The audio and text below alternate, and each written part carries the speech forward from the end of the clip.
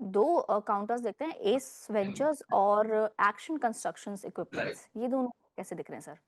तो ये गीस वेंचर से ही स्टार्ट करते हैं। ऑलमोस्ट टॉपिंग आउट पैटर्न लग रहा है तो सपोर्ट्स के ऊपर, लेकिन कितनी देर रहेगा, कितनी देर बचाएगा कहना मुश्किल है। फ्रेश लॉन्ग देख रहे हैं तो बिल्कुल मत देखिए। एक तो एवरेज वॉल्यूम 13,000 का है, तो लेना बेचना बड़ा मुश्किल रहेगा। दूसरा, इतने कम वॉल्यूम वाले स्टॉक में जरा सी भी सेलिंग आती है तो एकदम मुंह के बल गिर जाते हैं। 340 मेजर सपोर्ट है, टूटने के बाद डाउन ट्रेंड स्टार्ट होगी। फ्रेश बाइंग बिल्कुल भी सजेस्टेड नहीं है। स्टॉक को अपनी वॉच लिस्ट से हटा दीजिए, ज्यादा सुखी रहेंगे।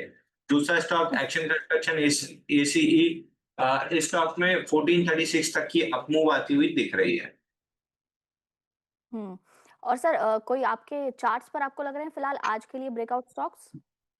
देखिए, आज के लिए ब्रेकआउट स्टॉक्स दो थे। दौलत एल्गो था, वो हमने बाय दिया था। उसमें 10% का मूव आ चुका है तो हमने प्रॉफिट बुकिंग करा दी है। दूसरा स्टॉक जो 1 से 2 दिन में चलने की थोड़ी-सी गुंजाइश रख रहा है, वो है ज़ोडिएक। इस स्टॉक में सुबह हमने बाय रिकमेंड किया था, अपर सर्किट लग गया था, बट अभी फिलहाल खुला हुआ है तो वापस री एंट्री ले सकते हैं। ये स्टॉक में 10-12% की मूव आ सकती है यहाँ से। हुँ, बिल्कुल। एक सवाल आया है मणप्पुरम फाइनेंस पर। मणप्पुरम फाइनेंस में इस वक़्त क्या कर सकते हैं? और इसके अलावा डीसीईएल, इसमें क्या किया जा सकता है? इसके क्या टारगेट हो सकते हैं? देखिए, मन्नापुरम में ऑलमोस्ट वीकली चार्ट पे इनसाइड बार, एक बड़ी बार बनी थी जिसमें ऑल टाइम हाई बना था 17 मार्च को। उसके बाद 3, 6, 9, 10वां हफ्ता है जहाँ पे इनसाइड बार है। बट इस हफ्ते में ओपन लो के साथ चला और मोमेंटम बिल्ड हो रहा है, तो मोस्ट लाइकली 245 का जो रेजिस्टेंस है, 245, 246, उसका ब्रेकआउट दे सकता है। 245-46 तो आते हुए दिख रहा है। उसके ऊपर निकला तो फ्रेश अपसाइड मूव प्ले कर सकते हैं। हुँ, बिल्कुल। एक काउंटर है सीडीएसएल सर, इस पर क्या कर सकते हैं? क्या इसे बेच दें? एक व्यूअर पूछ रहे हैं। देखिए, सीडीएसएल में 1520 के आसपास का 50% रिट्रेसमेंट था पूरे फॉल का, वो आ गया है। बट समहाउ अभी मोमेंटम डाई डाउन होते हुए नहीं दिख रहा है। एनएससी का आईपीओ एक आध महीने में, अगर जैसा बातचीत चल रही है, मार्केट में रूमर्स है, अगर एक डेढ़ महीने में आता है तो अगले एक डेढ़ महीना इन स्टॉक्स में थोड़ा सा मोमेंटम बना रहेगा। बट जैसे एनएससी का आईपीओ आएगा उसके बाद इन स्टॉक्स में सेलिंग आने लगेगी, तो आईपीओ अनाउंस हो उसके बाद अपने स्टॉप लॉसेस टाइट कर लेना चाहिए। तब तक के लिए तो एटलीस्ट होल्ड करना चाहिए। हुँ। सर टाटा टेक्नोलॉजी आपको कैसा लग रहा है इस वक़्त? देखिए, टाटा टेक मेरे पर्सनल पोर्टफोलियो में तो बाई सेल की सलाह नहीं दूंगा, बट 802.90 एक रेजिस्टेंस है। पार होता है तो 841.20 पे अगला रेजिस्टेंस है। मेरे पर्सनल पोर्टफोलियो में बाई सेल की सलाह नहीं रहेगी। बिल्कुल। सर 2 स्टॉक्स पे बात करते हैं। तो कैपलिन पॉइंट लैबोरेटरीज़, ये डाउन नज़र आ रहा है। एकाएक इसमें गिरावट आई है 13-15 के आसपास, और डीसीएल यानी कि देशमान कार्बोजेन एमिक्स, ये स्टॉक्स आपको चार्ट्स पर कैसे लग रहे हैं?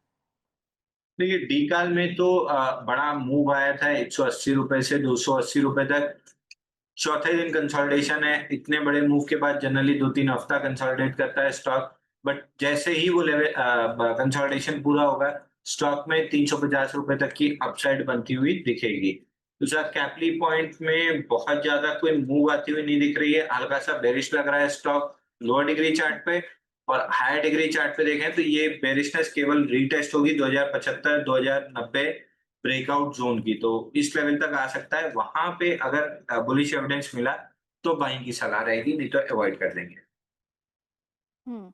सर थीम्स को देखते हुए कुछ प्ले आउट कर रहे हैं क्या आप? अभी मॉनसून की थीम, अगर मैं कहूँ कि मॉनसून की थीम को देखते हुए क्या कुछ स्टॉक आपने इस वक़्त ढूँढे हैं? देखिए, मॉनसून की थीम में लग तो रहा है केमिकल और ये फर्टिलाइजर स्टॉक्स चलेंगे, बट आरसीएफ के रिजल्ट ने थोड़ा सा सेंटीमेंट खराब किया है, तो I would wait for a week or two. अगर ये मोमेंटम आरसीएफ के रिजल्ट के बाद जो बना है, मतलब डिप्रेशन काइंड ऑफ सिचुएशन बनी है चार्ट्स पे, ये एक दो हफ्ते में अगर कोई बड़ा ब्रेकडाउन नहीं दे पाती है तो फिर ये ईज आउट हो जाएगा और वापस से अपसाइड ट्रैक्शन मिलने लगेगा। तो मैं एक आध दो हफ्ते कंसोलिडेशन का वेट कर रहा हूँ। नेगेटिव रिएक्शन अगर फॉलो थ्रू मूव नहीं मिलता है तो आरसीएफ 161 और एनएफएल 120, 121 ऊपर जा सकता है। जी, एनएफएल पर सवाल भी था हमारे पास। तो आई गेस उन्हें ये जवाब बिल्कुल मिल गया होगा। सर स्टॉक की बात करते हैं, बंधन बैंक का स्टॉक, ये आपको चार्ट्स पर कैसा लग रहा है? और श्री लक्ष्मी श्री का स्टॉक आपको कैसा लग रहा है? देखिए, बंधन बैंक में फिलहाल एक कंसोलिडेशन, एक फ्लैट बेस बना हुआ है। 172.50 निकलता है तो फिर हुँ, हुँ। अपसाइड में आपको 184 तक के टारगेट मिल सकते हैं शॉर्ट टर्म ट्रेडिंग के लिए आज से। ओवरऑल स्टॉक एक्सट्रीमली वीक है। आईपीओ के बाद जब पहले 2-3 महीने रैली किया था, ₹707 से गिरते ही जा रहा है। बहुत बड़ी कोई रिलीफ रैली नहीं दिख रही है, बाउंस बैक है। मैं कंप्लीटली अवॉइड करूंगा इस स्टॉक को। मैं लॉन्ग प्ले करना पसंद नहीं करूंगा। लेफ्ट साइड में बहुत ज्यादा ओवरहेड हुँ, सप्लाई है। बिल्कुल। सर बैंकिंग में कुछ और काउंटर नज़र आते हैं आपको? बैंकिंग में आपको प्राइवेट सेक्टर बैंक पसंद है। इंडसइंड बैंक मैंने लास्ट वीक भी बताया था, खराब रिजल्ट के बाद फॉलो थ्रू मूव नीचे में नहीं मिला है। 800 निकलते ही से 926 की तरफ चलेगा। 924-25 का कुछ का हाई बन चुका है। यहाँ से और अपसाइड मिल सकती है। दूसरा एक्सिस बैंक ठीक लग रहा है। कंसोलिडेशन ऐसा लग रहा था पूरी हुई है, लेकिन आज भी हल्की सेलिंग रिज्यूम हुई है। इवेंचुअली 2-4-5 दिन और लग सकते हैं, बट 1240 1245 की जोन आते हुए दिख रही है। इसके अलावा evergreen favourite HDFC ICICI bank. बिल्कुल आज एचडीएफसी में भी हमने हरे निशान में देखा आज एचडीएफसी को भी।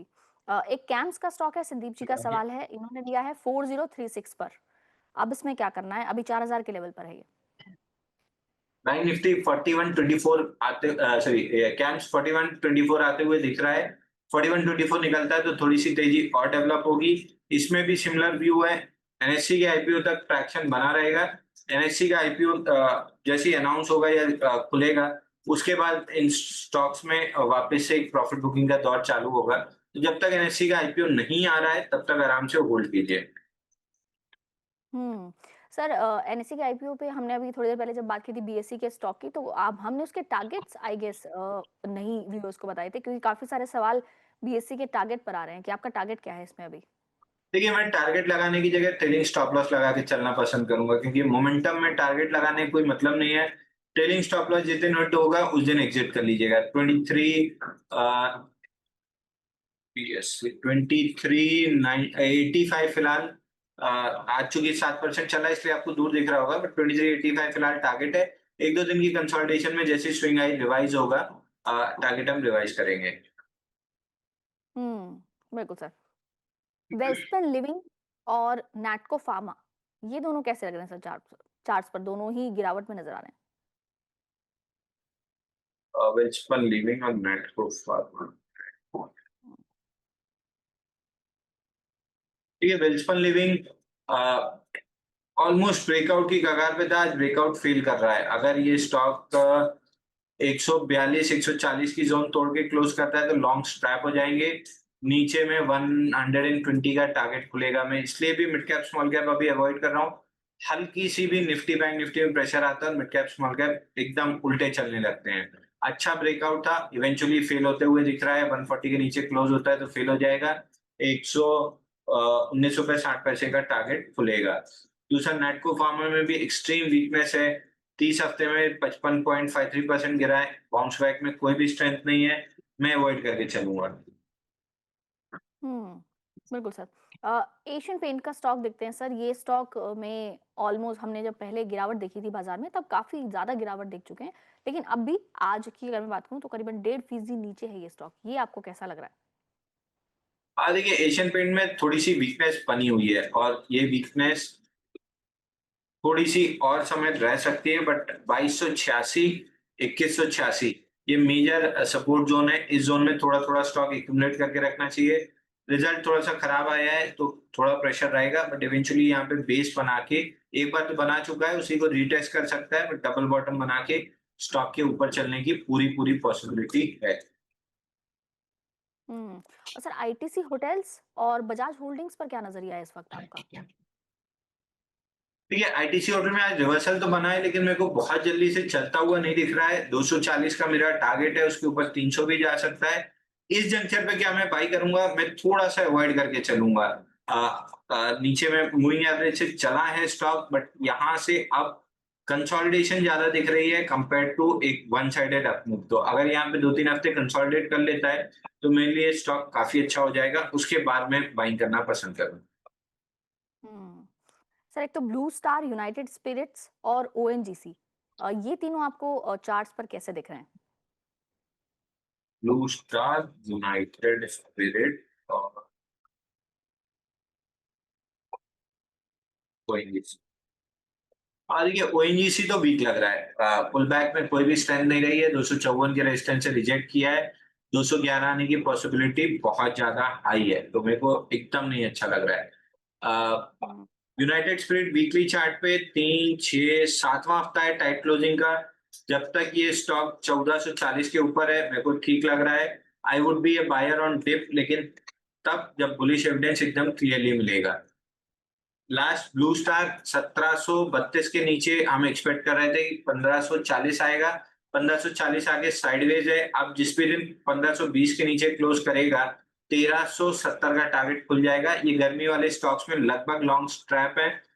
किसी भी दिन अब फ्लश सेलिंग आती हुई दिख सकती है।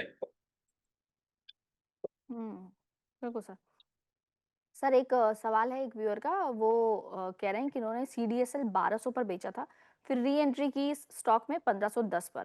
आपने रिकमेंड किया था और उसके बाद री एंट्री के बाद पूछ रहे हैं कि क्या अब इसमें ऑल टाइम हाई देखने को मिल सकता है? ऑल टाइम हाई की पॉसिबिलिटी तो कम है, लेकिन अगर यहाँ से खिंचा तो फिर आपको 100-150 रुपए और अपसाइड मिल सकता है। पूरा मोमेंटम एनएससी के आईपीओ तक है, तो एनएससी के आईपीओ को ध्यान में रखते हुए दो रेजिस्टेंस ध्यान में रखिए। पहला रेजिस्टेंस आएगा 1642 पे, और दूसरा रेजिस्टेंस आएगा 1720 पे। 1642, 1720 इस रेंज में कहीं भी रिजेक्शन बनता है तो प्रॉफिट बुक कर लेना चाहिए। हुँ, बिल्कुल। एंड्योरेंस टेक और हिंडाल्को, क्या ये सीएमपी पर खरीदे जा सकते हैं सर? सवाल है हमारे पास मोहित जी का। देखिए, हिंडाल्को तो मेटल सेक्टर में आ गया। मेटल में मेरे को 3-4 हफ्ते कंसोलिडेशन दिख रही है। दूसरा हिंडाल्को 673 का अपना टारगेट करके नीचे आ रहा है। तो गैप छूटा हुआ है 627 के अराउंड, उसको फिल करेगा।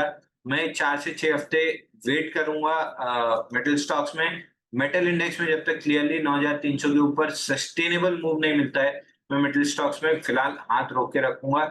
इसके ऊपर रैली मिलना स्टार्ट होगी तो फिर मैं मेटल स्टॉक्स एक्यूमुलेट करना स्टार्ट करूंगा। तो अभी करंट मार्केट प्राइस पे तो बाई नहीं बनते मेटल स्टॉक्स। एंड्योरेंस टेक में नीचे से अच्छे वॉल्यूम से अप मूव आई है। कुछ समय रुक सकता है कंसोलिडेशन के लिए, क्योंकि मूविंग एवरेज पीछे छूटे हैं। बट जिस आपका मोमेंटम है, 2700 रुपए आना चाहिए स्टॉक। हुँ। एक आखिरी सवाल लेते हैं सर टीटागढ़ पर और इसके अलावा दूसरा स्टॉक है वरुण बेवरेजेस, ये कैसे लग रहे हैं आपको? देखिए, वरुण बेवरेज में तो वीकनेस है, एक आध पुल बैक दे सकता है, बट इवेंचुअली 421 रुपए आते हुए दिख रहा है। और 421 टूटता है तो फिर और डाउन साइड खुलेगी, तो फिलहाल 421 रुपए आते हुए दिख रहा है। हुँ। और दूसरा स्टॉक सर टीटागढ़ है। टीटागढ़ में एक बार 994 तक की अपमूव आ सकती है। 994 के अराउंड हम रिव्यू करेंगे कि ये स्टॉक क्या करेगा।